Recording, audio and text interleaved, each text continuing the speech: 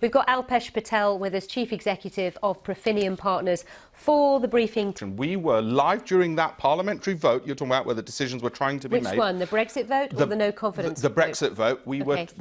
We're a hedge fund. We were trading live. We were broadcasting live our trading using our algorithms. And it didn't make any sense to us. What were you trading? Currencies. So you were trading the sterling pound. euro, sterling dollar.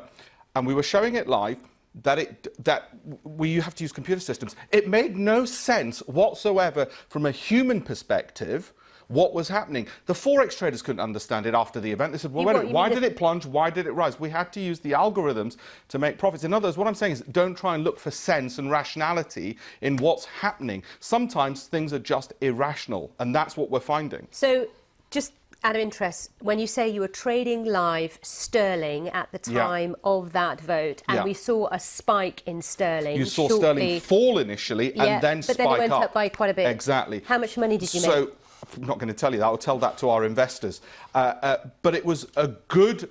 Look, nobody wants to hear about people making money out of volatility and uncertainty. But that's what's going on. What I'm saying was the only thing that... oh, absolutely, the headlines show it. The only thing which made sense to us was having computers to try and just follow that kind of volatility. It's the only thing which made sense. Because we couldn't understand... Markets are not rational. When are markets rational?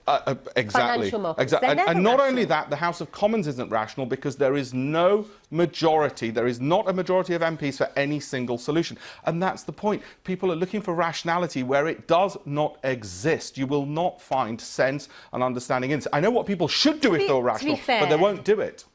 OK. We'll pause for now because we're running out of time, and we'll continue this conversation. It's a mad world, Sally. In the news briefing. Many would agree with you on that one for lots of different reasons. But let's now talk